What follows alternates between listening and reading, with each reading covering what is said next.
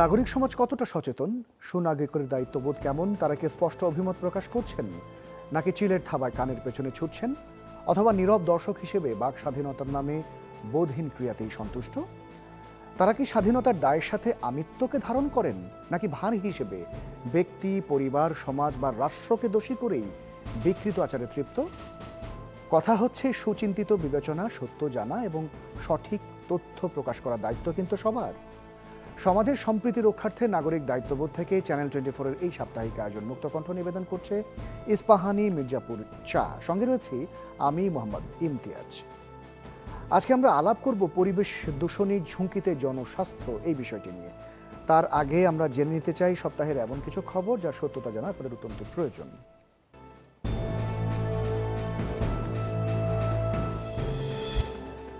বিশ্ব স্বাস্থ্য সংস্থার মানের চেয়ে 20 গুণ বেশি বায়ু দূষণের মধ্যে বসবাস করছে বাংলাদেশের মানুষ। গেল 8 বছরে মাত্র 49 দিন নিরাপদ বায়ুতে শ্বাস নিতে পেরেছে সবাই।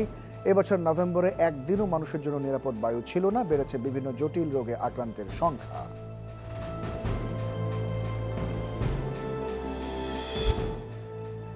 এক দেশের বায়ু দূষণে ভুগছে আরেক দেশ। হাজার মাইল পাড়ি দিয়ে বাতাসের ক্ষতিকর ধূলিকণা ভেসে এসে বসবাসের অনুপযোগী করে তুলেছে ঢাকা, কাঠমান্ডুর মতো শহর।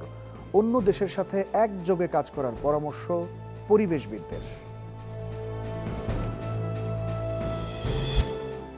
নীরব ঘাতক সীসার দূষণে হুমকিতে পরিবেশ। দেশের বিভিন্ন স্থানে অটোরিকশার ব্যাটারি রিসাইক্লিং থেকে বাতাসে বাড়ছে সীসার উপস্থিতি। বাংলাদেশে সীসার বিষক্রিয়ার শিকার 60 ভাগই শিশু। দেশে পরীক্ষামূলকভাবে প্লাস্টিক বর্জ্য দিয়ে সড়ক নির্মাণকে পরিবেশ বান্ধব এবং সফল মনে করছে সড়ক গবেষণা প্রতিষ্ঠানগুলো। যদিও রসায়নবিদদের মত হলো এর মাধ্যমে পরিবেশে ছড়াতে পারে ন্যানো প্লাস্টিক।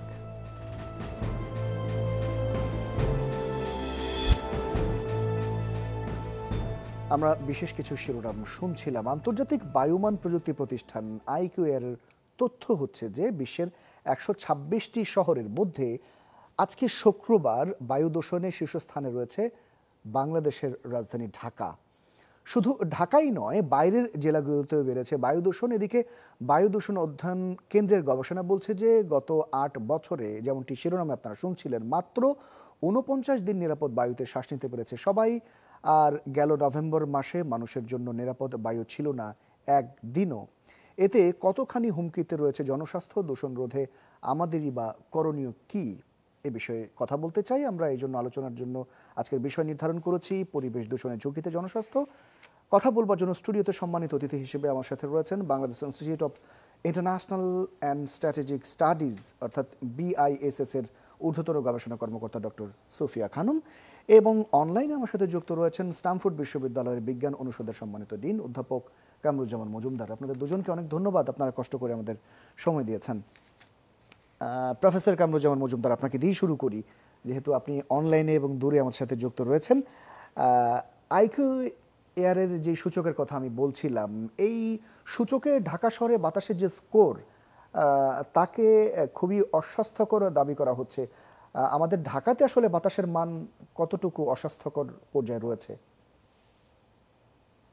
জি, আপনাকে অনেক ধন্যবাদ। আমরা চ্যানেল 24-এর যে রিপোর্টটি মাত্র দেখতে পেলাম, সেখানেও আমরা দেখেছি যে গত 9 বছরে 3005 দিনের তথ্য উপাত্ত আমরা বিশ্লেষণ করেছি ক্যাপসের আন্ডারে, এবং সেখানে আমরা দেখেছি মাত্র 49 দিন ঢাকার মানুষ নির্মল বায়ু, পরিবেশ অধিদপ্তর যাকে বায়ুমান সূচক 0 থেকে 50-এর ভিতরে নির্মল বায়ু বলেছে, সেই নির্মল বায়ু সেবন করার সুযোগ পেয়েছে। আচ্ছা, এ থেকে জি বলবেন। জি, এ থেকে বোঝা যায় যে বাকি দিনগুলোতে আমরা অস্বাস্থ্যকর থেকে খুবই অস্বাস্থ্যকর এবং কোনো দিন আমরা হ্যাজার্ডিয়াস বা দুর্যোগপূর্ণ বায়ু সেবন করেছি। সাধারণত বায়ুমান সূচক যদি 300-র বেশি হয়ে যায়, সেক্ষেত্রে সরকার বা সংশ্লিষ্ট কর্তৃপক্ষের বায়ু দূষণজনিত একটি বিশেষ অবস্থা, জরুরি অবস্থা, যেটি স্বাস্থ্যগত জরুরি অবস্থা, সেটি ঘোষণা করার একটি প্রেক্ষাপট তৈরি হয়। কিন্তু গত 9 বছরে এই ধরনের পরিস্থিতি 50 বারের কাছাকাছি সৃষ্টি হওয়ার পরও আমরা সংশ্লিষ্ট কর্তৃপক্ষ থেকে সেই অবস্থা দেখি নাই। এবং এই যে নির্মল বায়ু সেবন করার যে সাংবিধানিক অধিকার আমাদের রয়েছে, সংবিধানের 18 ক অনুচ্ছেদে যেটি বলা হয়েছে, সেটির ধারে কাছেও আমরা নাই। অর্থাৎ নির্মল বায়ু সেবন একটি স্বপ্নই থেকে যাচ্ছে। এবং এই ক্ষেত্রে শিকাগো বিশ্ববিদ্যালয় বলছে যে ঢাকার মানুষের গড় আয়ু প্রায় 8 বছর করে কমে যাচ্ছে শুধুমাত্র দূষিত বায়ুর কারণে। এবং সেটি বলা যায় যে ইনডাইরেক্ট এক ধরনের মানুষকে হত্যা করার মতো, যে মানুষের প্রত্যেকটি মানুষের গড় আয়ু যখন 5, 7 বা 10 বছর কমে যাচ্ছে, এটি সকলের জন্য খুবই গুরুত্বপূর্ণ একটি বিষয়, স্বাস্থ্যগত একটি গুরুত্বপূর্ণ বিষয়। কিন্তু আমরা অন্যান্য বিষয়গুলোকে যত গুরুত্ব দিয়ে থাকি, বায়ু দূষণ বিষয়টিকে আমরা দিচ্ছি না। আমরা 3 বছরে কোভিডে যে 20,000 থেকে 23,000 মানুষের মৃত্যুতে সারা বিশ্বের মতো বাংলাদেশেও আলোড়ন সৃষ্টি করার বিভিন্ন পদক্ষেপ আমরা লক্ষ্য করেছি। কিন্তু প্রতি বছর 1 লক্ষের বেশি মানুষ মারা যাচ্ছে শুধুমাত্র বায়ু দূষণের জন্য। সেটিকে আমরা তত বেশি গুরুত্ব সহকারে এই পর্যন্ত কোনো সরকারকে আমরা গুরুত্ব দিতে দেখি না। এবং সাম্প্রতিককালেও আমরা এই বছরের যে বায়ু দূষণের ঊর্ধ্বমুখী প্রবণতা রয়েছে, তাকে কমানোর জন্য আমরা এখনো পর্যন্ত টেকসই কোনো পদক্ষেপ লক্ষ্য করছি না। ক্যাপসের পক্ষ থেকে, আপনি তো ক্যাপসের চেয়ারম্যান হিসেবে দীর্ঘদিন ধরে দায়িত্ব পালন করছেন এবং আপনি যেমনটি বলছিলেন যে বিগত 9 বছরে আপনারা যে গবেষণায় দেখেছেন ভয়াবহ এবং প্রায় 50 বারেরও অধিক যে স্কোরের কথা বলছেন, যেটি মানে অত্যন্ত ভয়াবহ, এবং গড় আয়ের বিষয়েও বলছেন যে 8 বছর কমে যাচ্ছে, যেটি ইন্টারন্যাশনালি গবেষণা হচ্ছে। পাশাপাশি কতটা অ্যালার্মিং যে গত 8 বছরে মাত্র 49 দিন স্বাভাবিক ছিল। সো সরকারের নজরে কেন আসছে না? এর আগেও আপনারা তো এগুলো নিয়ে কাজ করছিলেন, কেন আপনারা আনতে পারছেন না? এইটি আসলে খুবই গুরুত্বপূর্ণ একটি বিষয় যে এত দূষণের ভিতরে থাকার পরও সরকার এটাকে কেন গুরুত্ব দিচ্ছে না। এটি না দেওয়ার কারণটি হলো বায়ু দূষণে রোড অ্যাক্সিডেন্টের মতো বা দুর্ঘটনা কিংবা কোনো সংঘর্ষে বা অগ্নি দুর্ঘটনার যে তাৎক্ষণিকভাবে একটি প্রতিক্রিয়া দেওয়ার সুযোগ তৈরি হয়, জনরোষ তৈরি হয়, মানুষ তাৎক্ষণিকভাবে ক্ষয়ক্ষতির শিকার হয়, এই বিষয়টি বায়ু দূষণে হয় না। এটি একটি ক্রনিক একটি বিষয় যে দীর্ঘদিন ধরে দূষিত বায়ু সেবন করতে করতে এই ক্ষয়ক্ষতিগুলো হয়। এবং কোনো ডাক্তারই কিন্তু বলে না, যার ইভেন অ্যাজমা হয়, যার আর ফুসফুসজনিত ক্যান্সার হয়ে যাচ্ছে, বায়ু দূষণজনিত বিভিন্ন ইনফেকশন হচ্ছে, ডাক্তার প্রেসক্রিপশনে কখনোই লেখে না যে বায়ু অত্যাধিক মাত্রায় বায়ু দূষণের কারণে আপনার এটি হয়েছে। রোগটা লেখা হয়, রোগের কারণটা রোগী কখনোই জানতে পারে না।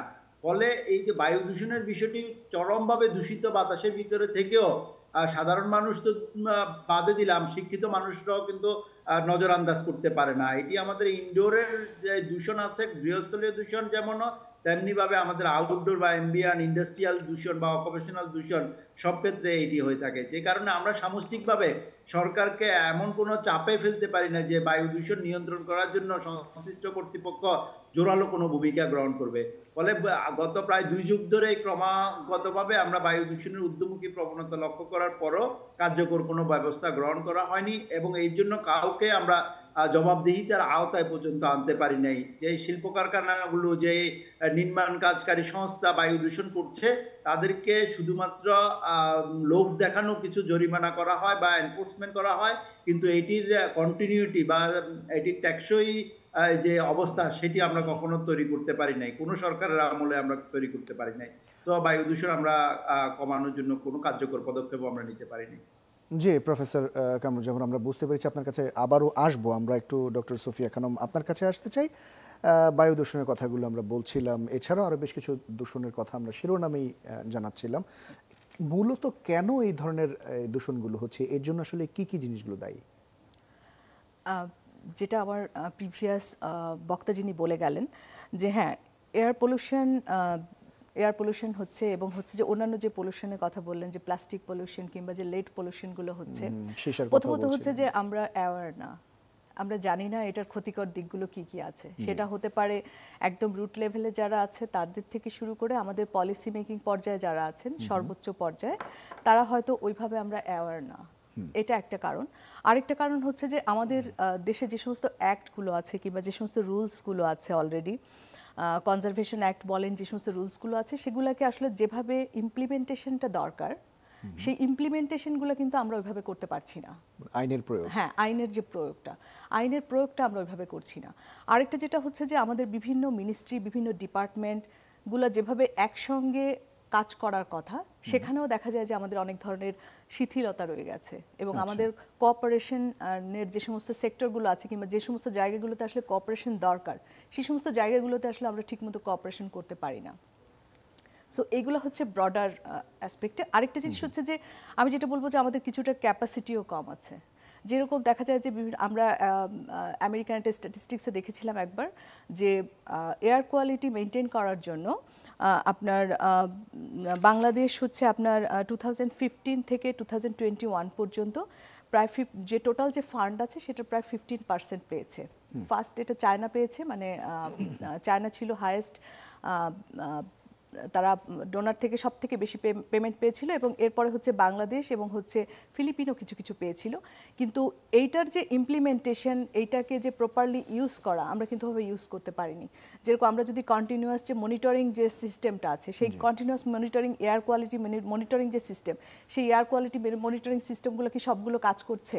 আমার জানা মতে 3 থেকে 4টা কাজ করছে, হয়তো ইনস্টল করা হয়েছে 11টারও উপরে, কিন্তু আমরা কিন্তু ওগুলোকে প্রপারলি ইউজ করতে পারছি না। সো এই যে একটা ব্যাপার, মানে আমাদের যে ক্যাপাসিটি, ইভেন আপনি যে ওয়েস্ট ম্যানেজমেন্টের কথা, যে কারণে পলিউশনগুলো হচ্ছে অনেক সময়, লেড বলেন কি মনে, আমরা ওয়েস্ট ম্যানেজমেন্টকে আমরা ওইভাবে করতে পারছি? আমরা করতে পারছি না। সো এখানে যেরকম সচেতনতার অভাব রয়েছে, সেরকম আমি বলবো যে আমাদের ক্যাপাসিটিরও ওইভাবে আমরা ডেভেলপ করতে পারিনি ওভার দ্য ইয়ার্স। আচ্ছা, আরেকটা বিষয় হচ্ছে যে বিশেষজ্ঞরা বলছেন যে পরিবেশ দূষণের অন্যতম কারণ হচ্ছে শিল্পায়নগুলো, কিন্তু আবার শিল্পায়ন ছাড়া তো আমার অর্থনীতি চলবে না। তো এই দুটাই তো আমাদের প্রয়োজন। সো সেক্ষেত্রে আমরা এটা সমন্বয় করতে পারি কিভাবে? যেরকম আটলান্টিক কাউন্সিলের একটা রিপোর্ট যদি আমি বলি, যে ওখানে দেখানো হয়েছে যে যখন মানুষের পার ক্যাপিটা ইনকাম বাড়বে তখন আসলে পলিউশনও বাড়বে। এটা খুবই ন্যাচারাল একটা প্রসেস। কিন্তু আমরা এই হিউম্যান ডেভেলপমেন্টের কারণে কিংবা আমাদের যে সমস্ত ইন্ডাস্ট্রিয়ালাইজেশনের কারণে কিন্তু আমরা এই ওয়েস্টগুলোকে আমরা কিন্তু প্রপারলি ম্যানেজ করতে পারছি না। যেরকম প্রপারলি ম্যানেজ করতে পারছি না, যেরকম আমি যদি সাপোজ আপনার প্লাস্টিকের কথাই বলি, প্রচুর প্লাস্টিক তৈরি হচ্ছে ইনল্যান্ড কিংবা আপনার সিঙ্গেল ইউজ যে সমস্ত প্লাস্টিকগুলো ইউজ হচ্ছে, এগুলাকে আমরা কিন্তু প্রপারলি রিইউজ কিংবা রিসাইকেল বলেন, আমরা কিন্তু এটা করতে পারছি না। যে কারণে এটা খুব সহজেই আপনার ইনল্যান্ড ওয়াটার বডিজ দিয়ে খুব সহজে আমাদের কোস্টাল বেল্টগুলোতে এটা চলে আসছে। জি, আচ্ছা। এবং আমি যে চতুর্থ একটা হেডলাইন বলছিলাম যে দেশে পরীক্ষামূলকভাবে প্লাস্টিক বর্জ্য দিয়ে সড়ক নির্মাণের একটা প্ল্যান করা হচ্ছে, যদিও এই বিষয়টি নিয়ে রসায়নবিদ যারা রয়েছেন তারা বলছেন যে এটা ন্যানো প্লাস্টিক ছড়াতে পারে গোটা দেশব্যাপী। এটা তো একটা অ্যালার্মিং একটা বিষয়। অবশ্যই এটা হয়তো আমার যেটা মনে হয় যে এটা প্লাস্টিকের যে মানে রিইউজ করা একটা মানে একটা পজিটিভ অ্যাসপেক্ট থেকে এটাকে হয়তো তারা প্রাথমিকভাবে দেখছেন, কিন্তু এইটার আসলে সুদূর প্রসারী কি ধরনের ইম্প্যাক্ট হতে পারে সেটা কিন্তু এখনো প্রপারলি আমরা জানি না। যেরকম এটার যে মাইক্রোপ্লাস্টিক, এটা হয়তো আমাদের পরিবেশের ভেতরে চলে যেতে পারে, যেটা অলরেডি দেখা গেছে যে 300-400 গুণ হচ্ছে মাইক্রোপ্লাস্টিক, সেটা হচ্ছে আপনার আমাদের যে ফুড চেইনগুলো আছে কিংবা আমাদের ইকোসিস্টেমের ভেতরে কিন্তু এটা ভেতরে ঢুকে যাচ্ছে, যেটা হচ্ছে পরবর্তীতে আমাদের হিউম্যান বডিতে এটা এসে, যেহেতু আমরাও ফুড চেইনের একটা পার্ট, সেই ফুড চেইনের ভেতর দিয়ে আমাদের হিউম্যান বডিতে কিন্তু এটা অ্যাকুমুলেটেড হচ্ছে। সো এই যে অ্যাকুমুলেশন, এটার কিন্তু একটা লং টার্ম ইম্প্যাক্ট আছে। এবং ইভেন যে ইকোসিস্টেমের ভেতরে যে এই মাইক্রোপ্লাস্টিক কিংবা ন্যানোপ্লাস্টিকগুলো যে ঢুকে যাচ্ছে, তখন কিন্তু ইকোসিস্টেমের উপরও একটা দীর্ঘমেয়াদী প্রভাব পড়ছে, যেটার হয়তো প্রপার স্টাডি আমরা এখনো পর্যন্ত করতে পারিনি কিংবা আমাদের এখনো প্রপার স্টাডি হয়নি। সো এই জায়গাগুলো আমার মনে হয় যে, আর আমাদের এখানে যেহেতু এটা খুব মানে আমি বলবো যে আমাদের মনসুন টাইমে যখন ইয়ে হবে তখন এটার আসলে বিস্তৃতিটা অনেক বেশি, মানে এই ন্যানোপ্লাস্টিকটা শুধু একটা জায়গায় হয়তো সীমাবদ্ধ থাকবে না, সেটা হয়তো বিস্তৃত এলাকাতে এটা ছড়িয়ে যাবে। সো আমার মনে হয় যে এই ধরনের প্রজেক্ট কিংবা প্রকল্প নেওয়ার আগে আমাদেরকে আসলে প্রপার এটা এনভায়রনমেন্টের উপরে কিংবা আমাদের ইকোসিস্টেম কিংবা ফুড চেইনের উপরে কী ধরনের ইম্প্যাক্ট পড়বে, এটার আসলে একটা প্রপার একটা অ্যানালাইসিস কিংবা হলিস্টিক একটা অ্যানালাইসিস থাকাটা খুবই প্রয়োজন। কিন্তু আমরা তো দেখি যে কোনো কাজ করবার আগে সরকারের পক্ষ থেকে, বিগত সরকার বলি বা বর্তমানে ইন্টারিম গভর্নমেন্ট যারা আছেন, সব কিছু নিয়ে তারা আসলে পর্যালোচনা করেন, বসেন, আলাপ আলোচনা হয়, বিশেষজ্ঞ ব্যক্তিদের মতামত নেওয়া হয়, পরিবেশবিদদের মতামত নেওয়া হয়, এরপরও আবার তাদেরকে জানি না এই কাজগুলো হতে থাকে আসলে, হতেই থাকে। হ্যাঁ, কিন্তু এটা কিভাবে হয়? এটার কি কোনো আপনি বলছিলেন যদিও শুরুর দিকে যে কাজের সমন্বয়হীনতার এক ধরনের একটা প্রভাব রয়ে যায়, তো সেই ক্ষেত্রে আপনাদের বলবার জায়গা রয়েছে কিনা, বা আপনারা যে আপনাদের সংস্থার BIISS এর যে কাজগুলো করছেন, আপনারা কি সাজেশন দিচ্ছেন না? আমরা যেরকম কাজ করি আসলে ট্রান্সবাউন্ডারি, আপনি যদি বলেন যে ট্রান্সবাউন্ডারি পলিউশন কিভাবে আমরা ইয়ে করতে পারি, সো সেই ক্ষেত্রে যেরকম এয়ার পলিউশনের ক্ষেত্রে আমি বলবো যে হ্যাঁ, ট্রান্সবাউন্ডারি যেরকম কিছু এয়ার পলিউশন আমাদের হচ্ছে, এবং সেটার জন্য যেটা হচ্ছে যে সাউথ এশিয়ারই almost most of the country এটা কিন্তু অ্যাফেক্টেড, এবং দেখা যাচ্ছে যে একটা কান্ট্রিতে হয়তো স্পেসিফিক কান্ট্রিতে পলিউশনটা হচ্ছে এবং সেইটার এফেক্টটা পড়ছে হচ্ছে আরেকটা কান্ট্রিতে, এবং বিভিন্ন স্ট্যাটিস্টিক্সে দেখা গেছে আসলে 20% কান্ট্রি যে অ্যাফেক্টেড হয় সেটা আসলে তাদের অরিজিন না, অরিজিনটা আসলে অন্য আরেকটা কান্ট্রি। সো এইখানে বাংলাদেশ যেটা বলা হয় যে একটা এয়ারশেড ম্যানেজমেন্ট বলে এটাকে, যেটা হচ্ছে আপনি ট্রান্সবাউন্ডারি যে এয়ার পলিউশনগুলো হচ্ছে সেটা হচ্ছে বাংলাদেশ যে অংশে পড়েছে, সো এটাকে যদি আমি ছোট ছোট ভাগে ভাগ করে ফেলি যে কোন কোন অংশে এই এয়ার পলিউশনগুলো হচ্ছে, সো বাংলাদেশ হচ্ছে ইন্দো গ্যাঞ্জেটিক যে প্লেন আছে ওখানে যে পলিউশন হচ্ছে ওই ক্যাটাগরির ভেতরে পড়েছে, এবং ওখানে মোটামুটি সাউথ এশিয়ার আফগানিস্তান থেকে শুরু করে পাকিস্তান, বাংলাদেশের ব্রহ্মপুত্র বেসিন এবং হচ্ছে নেপালেরও কিছু অংশ এটার সঙ্গে আছে, এবং বাংলাদেশের বিশেষ করে ওয়েস্ট বেঙ্গল থেকে পলিউশনের ইয়েটা বাংলাদেশের যে সমস্ত নিকটবর্তী জেলাগুলো আছে তারা মোস্টলি অ্যাফেক্টেড। এবং পলিউশনেরটাও যদি বলেন, পলিউশন কিংবা আদার টাইপ অফ যে সমস্ত যেগুলো নদী বাহিত সেগুলোও কিন্তু ট্রান্সবাউন্ডারি রিভারের মাধ্যমে এই প্লাস্টিক কিংবা অন্য যে ধরনের বর্জ্যগুলো আছে সেগুলোর মানে সেইগুলোর মাধ্যমে কিন্তু এটা পলিউটেড হচ্ছে। সো এইখানে ট্রান্সবাউন্ডারি যদি আমি এই পলিউশন কন্ট্রোল বলি, সো সেখানে একটা ডিক্লারেশন আছে, মালে ডিক্লারেশন, যেটা খুব সম্ভবত 1988-এ এটা মানে সিগনেচার করা হয়েছিল, এবং সেখানে সাউথ এশিয়ার মোটামুটি সব দেশই আছে, এবং এইটার বাইরে ইরান এটার সঙ্গে যুক্ত আছে, এবং ওখানে যেটা বলা হয়েছিল যে সব দেশগুলো মিলে আসলে এই পলিউশন যেগুলো স্পেশালি ট্রান্সবাউন্ডারি যে সমস্ত পলিউশনগুলো হবে এগুলোকে কন্ট্রোল করবে, কিন্তু সাউথ এশিয়ার আসলে ফ্যাক্টটা হচ্ছে যে আমাদের সার্ক ঠিকমতো কাজ করেনি। এবং আপনি যদি অন্যান্য ব্রড নেগোসিয়েশন এগুলো দেখেন, যেরকম আপনি হয়তো ক্লাইমেট নেগোসিয়েশন যদি দেখেন, সেখানেও কিন্তু আমরা দেখাচ্ছে নেগোসিয়েশনে আমরা হয়তো ব্লক আকারে নেগোসিয়েশনে যাই, ক্লাইমেট কিংবা UNFCCর আন্ডারে যেগুলো হয়, সেখানেও কিন্তু সাউথ এশিয়ান কান্ট্রিগুলো আমরা সব একটা ব্লকে নাই, যেরকম হয়তো আপনি আফ্রিকান ইউনিয়নে পাবেন।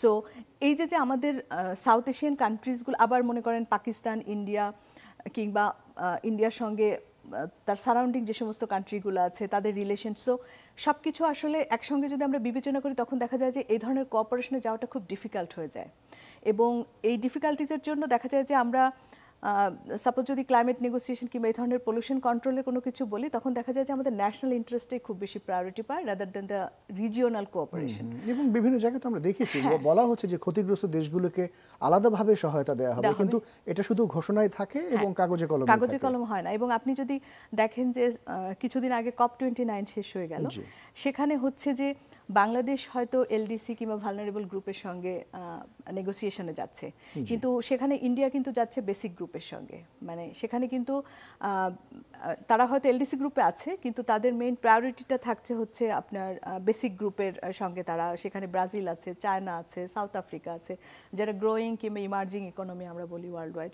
সো এই যে ব্যাপারগুলো, মানে সেখানে কিন্তু আসলে ন্যাশনাল ইন্টারেস্টটাই সবথেকে বেশি। কেন হচ্ছে আমরা ছোট দেশ বলে কি আমরা মানে স্কিপ করে দিচ্ছি আমাদেরকে, আমরা বা মিয়ানমার, পাকিস্তান?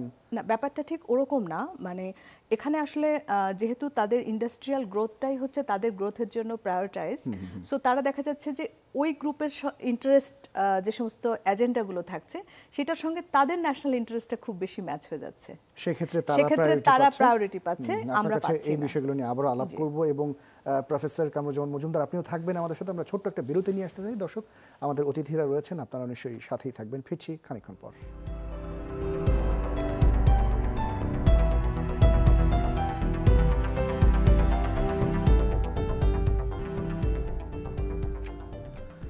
বিরতির পর আরেকবার স্বাগত। ইস্পাহানি মির্জাপুর চা নিবেদিত মুক্ত কণ্ঠের সাথে রয়েছে মোহাম্মদ ইমতিয়াজ, অতিথি হিসেবে রয়েছেন ডক্টর সোফিয়া খানম এবং রয়েছেন অধ্যাপক কামরুজ্জামান মজুমদার। প্রফেসর মজুমদার, আপনার কাছে এবার আসতে চাই। বিশ্ব ব্যাংকের গবেষণা বলছে যে 2019 সালে বায়ু দূষণজনিত রোগে শুধুমাত্র বাংলাদেশেই ৭৮,০০০ থেকে ৮৮,০০০-এর মতো হবে মানুষ মারা গিয়েছেন, এবং এর ফলে বেশ কিছু নতুন নতুন রোগও তৈরি হচ্ছে। তো আপনারা তো গবেষণা করছেন, গবেষণা কি কি ধরনের রোগ আপনারা দেখছেন এই বায়ু দূষণের ফলে বা পরিবেশ বিপর্যয়ের ফলে? দেখুন, বিশ্বব্যাংকের যে তথ্যটি 2019-এর, তার পরবর্তীতে আরো আপডেটেড কয়েকটি ইনফরমেশন এসেছে, সেগুলোতে মৃত্যুর হারটি 1 লক্ষ ছাড়িয়ে গিয়েছে। এখন এই এই এই ধরনের ক্ষয়ক্ষতিগুলো যদি বায়ু দূষণের যে বিভিন্ন রকমের এলিমেন্টস রয়েছে, যেমন ধুলাবালির জন্য কতগুলো রোগ হয়, অ্যাজমা জাতীয় রোগ, শ্বাসকষ্ট, ফুসফুসের বিভিন্ন প্রদাহ, অ্যালার্জি, এই ধরনের রোগগুলো তো হয়ে থাকে। আবার যদি আমরা গ্যাসিয়াস পলিউটেন্টগুলোর কথা বলে থাকি, carbon dioxide, carbon monoxide, nitrogen dioxide, sulphur dioxide, এগুলোর জন্য অন্য কতগুলো রোগ হয়ে থাকে। একইভাবে হেভি মেটালগুলো যেমন সীসা, লেড, মার্কারি, এগুলোর জন্য মস্তিষ্কের গ্রোথ ব্যাহত হওয়া, মানুষের যে আইকিউ কমে যাওয়া, শিশুদের দেরিতে কথা বলা সহ নানা রকমের স্বাস্থ্য ঝুঁকি তৈরি হয়। আবার কিছু কিছু দূষণ রয়েছে, যেমন মাইক্রোবিয়াল এয়ার পলিউশন, যেগুলো অণুজীব জাতীয় এয়ার পলিউশন। আমরা ইদানিংকালে লক্ষ্য করি যে বিভিন্ন ধরনের ইনফেকশন হচ্ছে, অল্প অবস্থায় মানুষের সর্দি কাশি এগুলো প্রলঙ্গেড হচ্ছে, ইনফেকশনগুলো, গলার ইনফেকশনগুলো মাসাধিককাল যাচ্ছে, অ্যান্টিবায়োটিক না খেলে ইনফেকশন যাচ্ছে না। এগুলো বর্জ্য ব্যবস্থাপনার অভাবে বিভিন্নভাবে মাইক্রোবসগুলো বাতাসের মাধ্যমে ছড়িয়ে পড়ছে, অর্থাৎ মাইক্রোবিয়াল এয়ার পলিউশন হচ্ছে। ফলে বিভিন্ন ধরনের এলিমেন্টস, এয়ার পলিউশনের এলিমেন্টসগুলো বিভিন্ন ধরনের স্বাস্থ্য ঝুঁকি তৈরি করছে। তবে এগুলো সবগুলোকে ছাড়িয়ে যেই বিষয়টি এখন আমাদেরকে বেশি আতঙ্কিত করছে, সেটি হলো এত দূষণের মধ্যে থাকতে থাকতে মানুষের মনস্তাত্ত্বিক বিভিন্ন ধরনের দুর্বল অবস্থা তৈরি হচ্ছে। অর্থাৎ মানুষের কনফিডেন্স কমে যাচ্ছে, মানুষ বাইরে যায় না। কারণ আমরা জানি যে সকালে হাঁটার জন্য খুবই উত্তম সময়, কিন্তু এটি খুব বেশি মানুষ এখন, আমরা জানি না যে ঢাকাতে 24 ঘন্টার মধ্যে সবচেয়ে বেশি বায়ু দূষিত সময়টি হলো ভোর রাত থেকে সকাল 8টা পর্যন্ত, এই সময়টিতে, অর্থাৎ প্রাতঃভ্রমণের যে সময়টি সেটি। ফলে মানুষের আস্তে আস্তে সকালে হাঁটতে গিয়ে হাঁটার অভ্যাসটাও আস্তে আস্তে তাদের পরিবর্তন করে ফেলতে হচ্ছে। আবার বাচ্চারা যে বাইরে খেলতে যাবে, অভিভাবকরা সেই জায়গাতেও দুশ্চিন্তা মুক্ত হতে পারছে না, কারণ বাইরে এত বেশি দূষণের ভিতরে তাদের বাচ্চাদের থাকতে হচ্ছে। সামগ্রিকভাবে এর স্বাস্থ্য ঝুঁকি অনেক বেশি আছে। গড়ায়ু তো কমছে, শারীরিক, মানসিক, অর্থনৈতিক দিকে মানুষ ক্ষতিগ্রস্ত হচ্ছে। অসুস্থ মানুষ কর্মঘণ্টা নষ্ট হয়ে যায়, কাজে যেতে পারে না, কর্মস্পৃহা কমে যায়, কর্মদক্ষতা এবং সক্ষমতা কমে যায়। ফলে ন্যাশনাল জিডিপিতে তাদের কন্ট্রিবিউশনও যতটুকু সুযোগ ছিল ততটুকু হয় না। ফলে এয়ার পলিউশনের যে ইকোনমিক ইম্প্যাক্টটি আছে, সেটি এখনো পর্যন্ত আমরা টাকার অঙ্কে বা ডলারের অঙ্কে না আনতে পারার কারণেও সরকার বা সংশ্লিষ্ট কর্তৃপক্ষ এটিকে গুরুত্ব না দেওয়ার পিছনে একটি কারণ হিসাবে হয়তো প্রতীয়মান হতে পারে। আর সেখানে যে দক্ষিণ এশিয়ার দেশগুলোর কথা আমরা বলছিলাম, আলোচনায় উঠে এসেছিল, দক্ষিণ এশিয়ার দেশগুলোতে তাহলে এই বায়ু দূষণ এত বেশি কেন? এটার কারণটা কি? এটি একটু আগে ডক্টর সুফিয়া খানম আপা কিন্তু রাইটলি মেনশন করেছেন, ইন্দো গাঙ্গেটিক যে প্লেন রয়েছে, এটি জিওগ্রাফিক্যালি এই এলাকাটিতে এয়ার যে মুভমেন্ট আছে, মেট্রোলজিক্যাল যে ফ্যাক্টরগুলো আছে, সেগুলোর কারণে এই টোটাল এরিয়াতে ন্যাচারালি এয়ার পলিউশনের যে স্থায়িত্ব সেটি বেশি থাকে। সাথে সাথে বায়ুর প্রবাহ, সমুদ্র পৃষ্ঠ থেকে আসা যে বায়ু, তার গতিবেগ, তার দিক এবং আর্দ্রতা এবং বৃষ্টিপাতের যে সিজনাল ভেরিয়েশন, এগুলোর উপস্থিতি বা অনুপস্থিতিতে বায়ু দূষণ যতটুকু তৈরি হয় ততটুকুর ফিল হওয়াটা নির্ভর করে, কম বা বেশি ফিল হওয়াটা নির্ভর করে। যেমন জুন জুলাই মাস থেকে আগস্ট সেপ্টেম্বর মাসটুকু আমাদের বৃষ্টির সময়, এবং এই সময় সারা বছরের মাত্র 10-12 ভাগ বায়ু দূষণ অনুভূত হয়, কিন্তু সৃষ্টি হয় অন্যান্য মাসগুলোর মতোই। আবার নভেম্বর, ডিসেম্বর, জানুয়ারি, ফেব্রুয়ারি, মার্চ, এই 5 মাসে সারা বছরের প্রায় 65 ভাগ বায়ু দূষণ অনুভূত হয়, কিন্তু সৃষ্টি যতটুকু বায়ু দূষণ ইটের ভাটা থেকে হয়, যানবাহন থেকে হয়, নির্মাণ কাজ থেকে হয়, এগুলো কিন্তু মোটামুটিভাবে যে খুব বেশি পার্থক্য, মানে উৎস থেকে প্রায় সমান উৎসে উদ্গীরিত হলেও মেটেরোলজিক্যাল ফ্যাক্টরগুলোর কারণে এই দূষণটি কম বা বেশি অনুভূত হয়। আপনি যেটি জানতে চাচ্ছিলেন যে সাউথ এশিয়ান রিজনে এই মেটেরোলজিক্যাল ফ্যাক্টরগুলো অ্যাক্টিভ বা ইনঅ্যাক্টিভ কতটুকু থাকলো সেটি আমাদেরকে অনেকটু ভোগান্তি দেয়। যে কারণে মেটেরোলজিক্যাল বিষয়টুকুকে মাথায় রেখেই আমাদের শীতকালীন একটি কর্মপরিকল্পনা করা দরকার, যাতে এই শীতকালীন সময়ে ইটের ভাটাগুলো থেকে দূষণ বা ইন্ডাস্ট্রিয়াল দূষণ বা ফিটনেসবিহীন যানবাহনের দূষণ বা নির্মাণ কাজের দূষণ এগুলো আমরা যত সম্ভব কমিয়ে রাখতে পারি, যাতে জনদুর্ভোগটা কমে আসে। জি, অনেক ধন্যবাদ। আমরা চমৎকার করে আপনার উত্তর পেলাম। আপনার কাছে নিশ্চয়ই আবারও আসছি। ডক্টর সুফিয়া খানম, পরিবেশ, বন এবং জলবায়ু পরিবর্তন বিষয়ক উপদেষ্টা সৈয়দা রেজওয়ানা হাসান তিনি অবশ্য বলেছেন যে বায়ু দূষণের নিয়ন্ত্রণের জন্য একটা টাস্ক ফোর্স গঠন করা হবে। সেই টাস্ক ফোর্স আগামী বর্ষা মৌসুম পর্যন্ত একটা পাইলট প্রকল্পের মতো করে তারা কাজ করবে। তো সেক্ষেত্রে ওই জায়গাটা আপনাদের স্পেসিফিকলি কি ধরনের সাজেশন থাকবে? আপনি যে টাস্ক ফোর্সের কথা বলছেন সেখানে একটা গোল সেট করা আছে যে আমরা 2025-এ হয়তো 50% রিডিউস করব, কিংবা হচ্ছে 2026-এ আমরা 90% প্লাস্টিক রিমুভ করতে সম্ভব হব, এরকম টাইপের একটা গোল সেট করা হয়েছে। কিন্তু যদি আপনি প্র্যাকটিক্যালি চিন্তা করেন যে আসলে এই গোলগুলো আমরা অ্যাচিভ করার জন্য আমরা কতটুকু তৈরি, মানে আমি আসলে কতটুকু তৈরি এই গোলগুলো অ্যাচিভ করার জন্য। যেরকম আমার যে সমস্ত কিছুক্ষণ আগে যেটা কথা হচ্ছিল যে কেন সাউথ এশিয়ান কান্ট্রিজগুলাই খুব বেশি মাত্রায় অ্যাফেক্টেড। আপনি যদি এয়ার কোয়ালিটি ইন্ডেক্স দেখেন তাহলে দেখা যাবে যে সাউথ এশিয়ারই 5টা সিটি, যেটাকে আমি মেগা সিটি বলতে পারি, সেই মেগা সিটিগুলো অ্যাফেক্টেড কেন? কারণ এখানে যে হিউজ আরবানাইজেশন হয়েছে, যেটা হচ্ছে খুবই আনপ্ল্যান্ড আরবানাইজেশন এই শহরগুলোতে, যে আরবানাইজেশনকে আমরা হয়তো একদিকে গ্রোথ বলছি, বাট এটা আনপ্ল্যান্ড হওয়ার কারণে এইটার যে মানে এনভায়রনমেন্টেরও তো একটা নেয়ার ক্ষমতা আছে, সেই ক্ষমতাটা অলরেডি সে হারিয়ে ফেলেছে।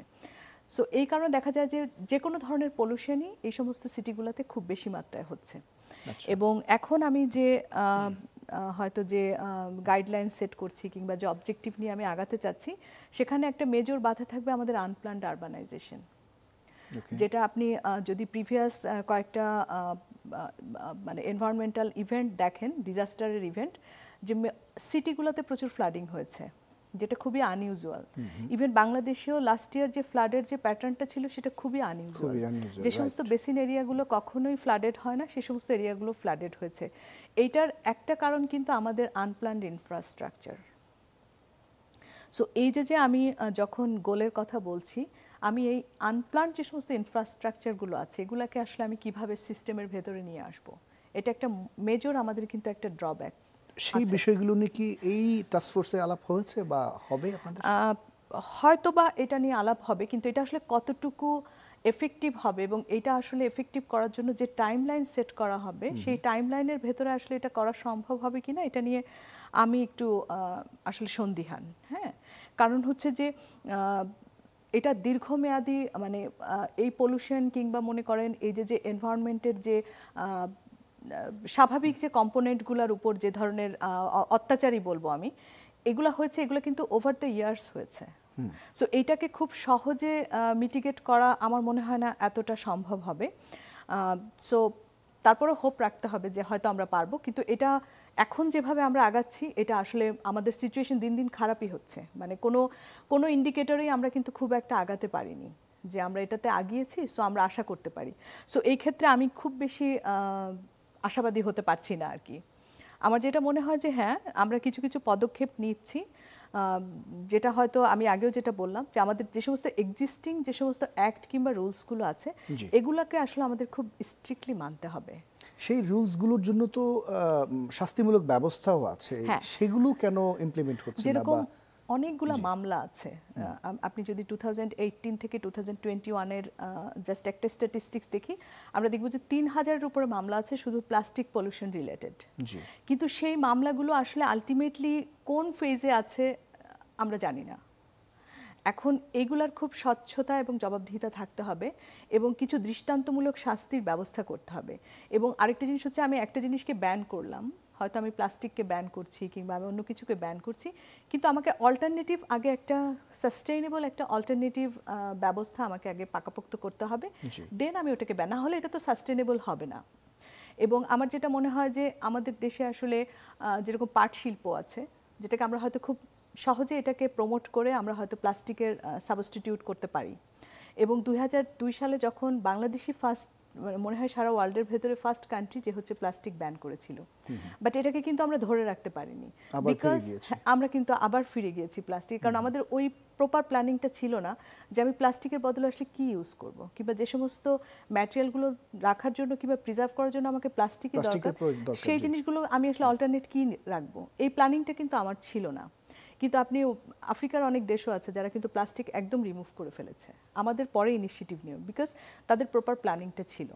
সো এইখানে হয়তো আমি এখন প্ল্যানিং করছি, আমি জানি না এটার ইমপ্লিমেন্টেশনে কতটুকু কি আমি আগাতে পারবো, বাট আমি এখনই এই মুহূর্তে খুব বেশি হোপফুল হতে পারছি না, কারণ হচ্ছে যে আমি অল্টারনেটিভ কোনো ওয়ে এখনো দেখিনি। তাহলে আপনার কাছে কি মনে হয় আসলে কি আমাদের গোড়ায় গলদ এরকম কিছু?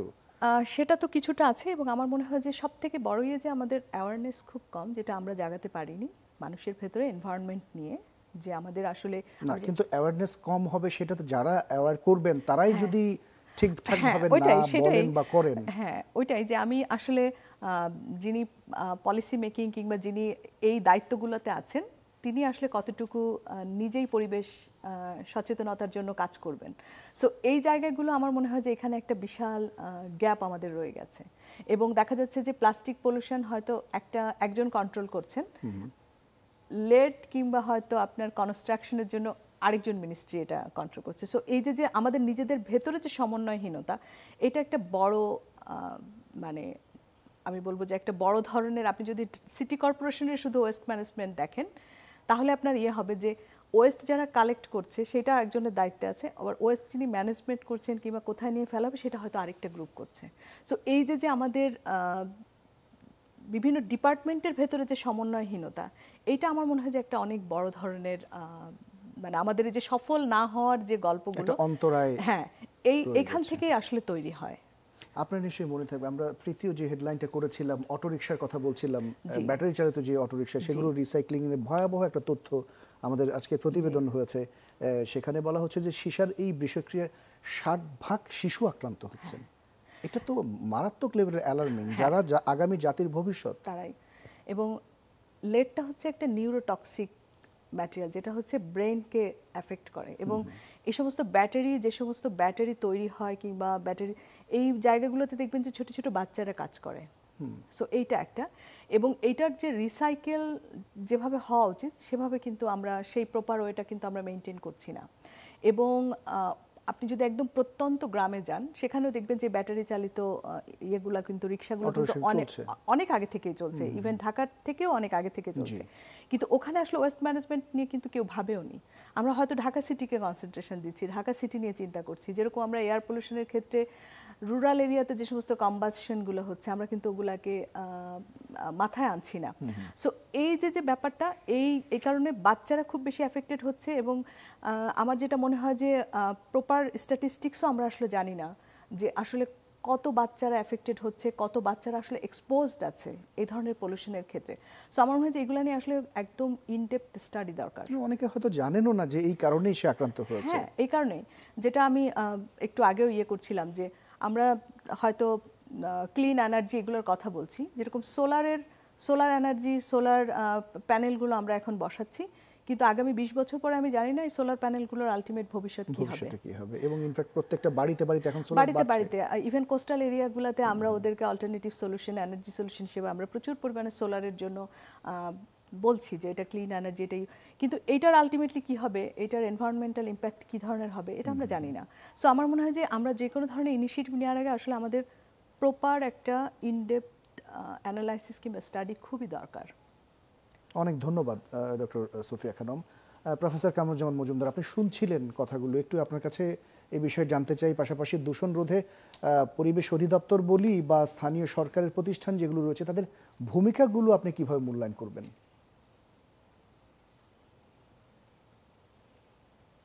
প্রফেসর কামরুজ্জামান,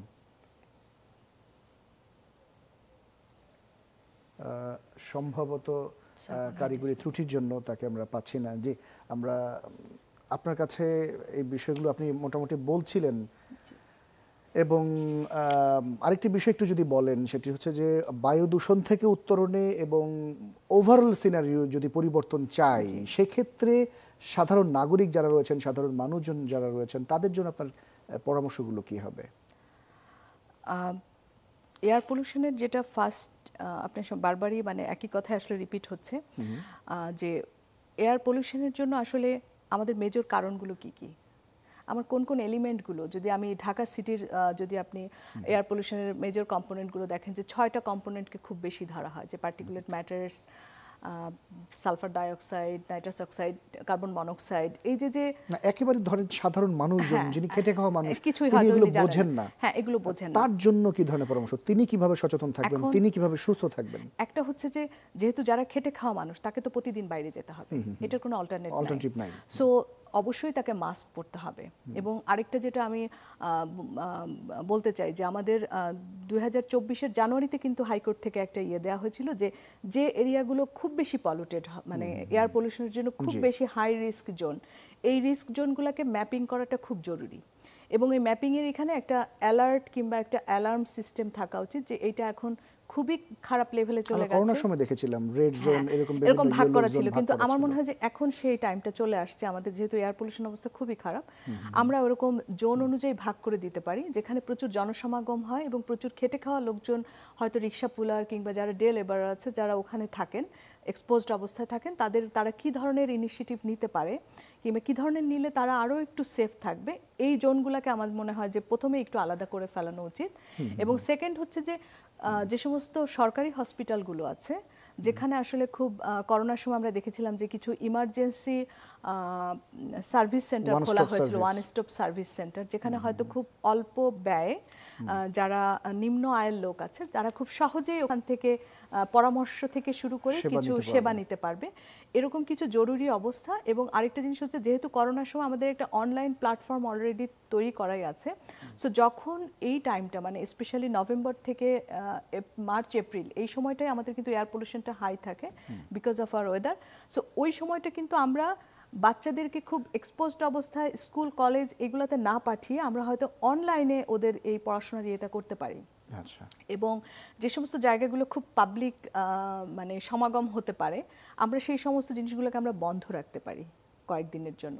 যেরকম হয়তো আমরা ওপেন যে সমস্ত খোলা জায়গায় হয়তো জনসভা কিংবা যে সমস্ত বড় বড় ইভেন্টগুলো হতে পারে, আমরা ওইগুলোকে হয়তো একটু অ্যাভয়েড করতে পারি, এটা জাস্ট একটু ভালো থাকার জন্য। আরেকটা হচ্ছে যে যেহেতু উইন্টার সিজন, আপনি বলছিলেন যে এই সময়টায় তারা বাসায় থেকে পড়াশোনা করলো, কিন্তু এই সময়টা হয়ে থাকে কাকতালীয়ভাবে মিলে যায়, তাদের এক্সাম শেষ হয়, বাচ্চাদের ছুটি হয়, বাচ্চারা বেড়াতে যায়, এই ঘটনাগুলি ঘটে। ওইটাও কিন্তু এক মাস, জানুয়ারি থেকে কিন্তু তারা আবার স্কুলে যাওয়া শুরু করে, তাদের স্পোর্টস থাকে, হ্যাঁ স্পোর্টস, আপনি যদি বার্ষিক বিভিন্ন কালচারাল প্রোগ্রাম, তার ফলে তারা কিন্তু অনেক ওপেন এয়ারে এক্সপোজড থাকে। সো এই জিনিসগুলো আমার মনে হয় একটু রিশিডিউল করাটা খুব জরুরি, যেহেতু এখন সিচুয়েশনটা আমার মনে হচ্ছে যে দিন দিন আসলে আরো আমরা খারাপের দিকেই যাচ্ছি। আপনার কাছে আবারও আমরা আসবো, আমরা প্রফেসর কামরুজ্জামান আপনাকে আবারও পেলাম। আপনার কাছে তখন জানতে চেয়েছিলাম যে দূষণ রোধে পরিবেশ অধিদপ্তর বলি বা স্থানীয় সরকার বলি, এই প্রতিষ্ঠানগুলোর ভূমিকাকে আপনি আসলে কিভাবে মূল্যায়ন করবেন? ডক্টর সুফিয়া খানম বেশ কিছু কথা বলছিলেন, এবং এই সময়টা এখনকার যে ক্রাইসিস মোমেন্টটা, সেকেন্ড প্রশ্নটা আপনার কাছে রেখেই আপনাকে উত্তর জানতে চাইবো যে সাধারণ মানুষজনের জন্য, যারা খেটে খাওয়া মানুষ, তাদের জন্য কী ধরনের পরামর্শ থাকবে, তারা কিভাবে সেফ থাকবেন? জি, দেখুন প্রথম পার্টটাতে যদি আমরা বলি যে বর্তমানে পরিবেশ অধিদপ্তরের যে সক্ষমতা রয়েছে, সেভাবে আরও 20 বছর সময় দিলেও আমার মনে হয় না যে পরিবেশ অধিদপ্তর ঢাকাকে বায়ু দূষণ মুক্ত করতে পারবে, কারণ তাদের সেই সক্ষমতাটাই কিন্তু এখনো তৈরি হয় নাই। টোটাল পরিবেশ মন্ত্রণালয়েরই সেই সক্ষমতা আছে কিনা সেই প্রশ্ন বারবার করে আসছে। তার দুটি কারণ, একটি হলো অর্থনৈতিকভাবে তাদের বাজেটের সক্ষমতার অভাব, আরেকটি হলো লোকবলের অভাব। টোটাল মন্ত্রণালয়টির বাজেট অ্যালোকেশনে ভীষণভাবে অবহেলিত। সারা বছরে গত 10 বছরেই যদি আমরা হিসাব করে দেখি, তাহলে এটি বাজেটের দিক থেকে খুবই অল্প বাজেট পেয়ে থাকে, মাত্র 1500 থেকে 1700 কোটি টাকার মধ্যে এর বাজেটটি থাকে, যেটি ওয়াসার একটি প্রকল্পের এর 8 থেকে 10 গুণ বেশি বাজেট আমরা অ্যালোকেশন থাকি। ফলে সুস্পষ্টভাবে পরিবেশ মন্ত্রণালয়ের এই বাজেট দিয়ে তারা সারা বাংলাদেশের বায়ু দূষণ কমানোর ক্ষেত্রে কার্যকর ভূমিকা নিতে পারছে না, কারণ বায়ু দূষণ বাংলাদেশে যেখানেই হোক না কেন সেটি তার আশেপাশের এলাকাকে দূষিত করছে। এটি একটি বিষয় আছে। তার উপরে ব্যক্তি পর্যায়ে, প্রাতিষ্ঠানিক পর্যায়ে এবং রাষ্ট্রীয় পর্যায়ে যে উদ্যোগগুলো থাকবে, ব্যক্তি পর্যায়ে আমরা কিন্তু মাস্ক পরে নিজেকে দূষণমুক্ত জায়গাতে বেশি রেখে বা দূষিত জায়গাতে কম নিয়ে গিয়ে কিছু প্রিকশন আমরা নিতে পারি, কিন্তু আমি বাসায় বসে থাকলেও আমি অলমোস্ট প্রায় সমপরিমাণ বায়ু দূষণ সেবন করছি, যেটি আমি বাসার বাইরে যাচ্ছি, যে কারণে যে অ্যারোডাইনামিক ক্যারেক্টারিস্টিক্সের জন্য বাসার বাড়ির ভিতরেও আমরা খুব বেশি যে নিরাপদ আছি সেটি নয়, কারণ আইকিউএআরে বারবার করে এটি আমাদেরকে বলছে। দ্বিতীয় যেটি, সেগুলো হলো আমরা বর্জ্য পোড়ানোটাকে আমরা বর্জ্য ব্যবস্থাপনার একটি কমন একটি ফেনোমেনা হিসাবে ধরে নিই, অথচ এটি আমাদের বায়ু দূষণকে মারাত্মকভাবে ত্বরান্বিত করছে। এবং তৃতীয়ত যে বিষয়গুলো আছে, যে আমাদের নির্মাণ কাজগুলোতে যে বায়ু দূষণ হয় এটিকে আমরা একদম স্বাভাবিকভাবে নিচ্ছি, যে বিটুমিন পোড়ানো, যে পিচের রাস্তায় কাজ করার জন্য এটির মাধ্যমে যে অতিরিক্ত মাত্রা বায়ু দূষণ হয়, এটি যে নির্মাণ সংশ্লিষ্ট যারা আছে তারা নজর আন্দাজ করতে পারছে না। সামগ্রিকভাবে যদি আমরা বলি, বায়ু দূষণের যেই শিক্ষা, এটার যে সায়েন্টিফিক বেস যেটি, সেটি বায়ু দূষণ নিয়ন্ত্রণ করার জন্য যারা কাজ করবে তাদের ভিতরে এখনো পর্যন্ত তৈরি হয়নি। পরিবেশ অধিদপ্তরের যে সক্ষমতা সেটিও তৈরি হয় নাই। আরও যে 17-18টি মন্ত্রণালয়, যেমন স্থানীয় সরকার মন্ত্রণালয়, শিল্প মন্ত্রণালয়, বাণিজ্য মন্ত্রণালয়, অন্যান্য মন্ত্রণালয়গুলোও এই বিষয়টিকে গুরুত্ব দিচ্ছে না। ফলে অধিক সালফারযুক্ত পেট্রোলিয়াম আমদানি করা হচ্ছে মাত্র 200-300 কোটি টাকা বার্ষিক খরচ কমানোর জন্য, যেটি আমাদের আইনের বিরুদ্ধে। এভাবে অনেকগুলো উদাহরণ দেওয়া যায়, যেগুলো সরকারেরই বিভিন্ন পদক্ষেপ। বায়ু দূষণ নিয়ন্ত্রণ করা তো দূরের কথা, বরং দূষণকে আরো বেশি ছাড় দেওয়ার কতগুলো পদক্ষেপ আমরা বিগত সরকারের আমলে লক্ষ্য করেছি।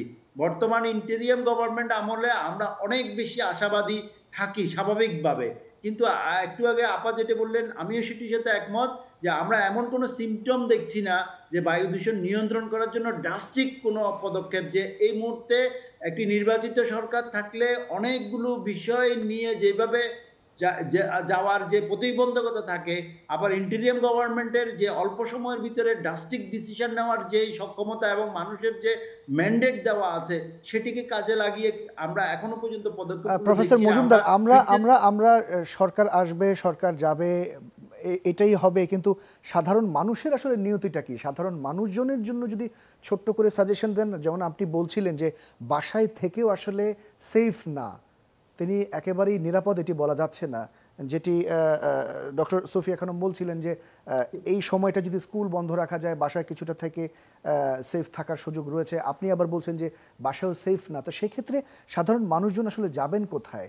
মানে তারা সেফ থাকার জন্য যদি কিছু মেজার আপনি বলে দিতেন।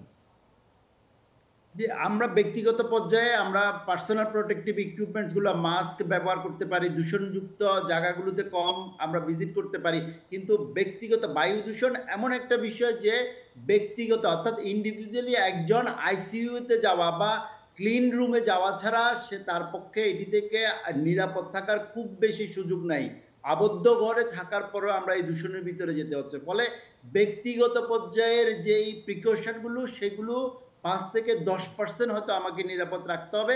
যতক্ষণ না দেশের প্রত্যেকটা মানুষ দূষণের থেকে মুক্ত হবে, ততক্ষণ পর্যন্ত ইনফ্যাক্ট কেউই দূষণ মুক্ত না। সেই কারণে সামষ্টিকভাবে আমাদের বায়ু দূষণ নিয়ন্ত্রণের জন্য কাজ করতে হবে। আলাদা আলাদা করে এটার জন্য প্রেসক্রিপশন দেওয়া অন্যান্য দূষণগুলোর মতো সহজ না। যেমন শব্দ দূষণ, আমি দূষণমুক্ত জায়গাতে আমি বাসায় থাকলেই আমি কিন্তু শব্দ দূষণ মুক্ত থাকতে পারি তুলনামূলকভাবে, কিন্তু বায়ু তো সব জায়গায় যাচ্ছে। আপনি 10 তলার উপরে গিয়ে যান অথবা গ্রাউন্ড ফ্লোরে থাকেন, মোটামুটিভাবে একই কথা।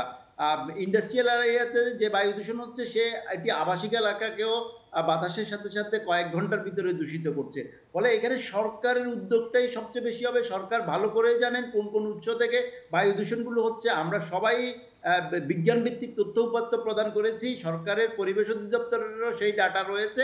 এখন শুধু দূষণের উৎসগুলোকে নিয়ন্ত্রণ করার জন্য ড্রাস্টিক একটা অ্যাকশন দরকার, ইমপ্লিমেন্টেশনটা দরকার। এখন পরিকল্পনা আমাদের যথেষ্ট আছে, আমাদের তথ্য উপাত্ত আছে, আমরা এখন দূষণের পরিকল্পনার উৎসগুলোকে বাস্তবায়নটা বন্ধ করতে হবে। জি জি, অনেক ধন্যবাদ। আমরা একেবারে অনুষ্ঠানের শেষ প্রান্তে, ডক্টর সুফিয়া খানম, অনুষ্ঠানের আর 1 মিনিট রয়েছে, 1 মিনিট যদি আপনার কিছু বলার থাকে।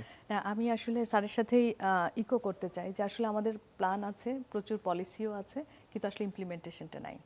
সেটার জন্য আসলে কাজ করতে হবে।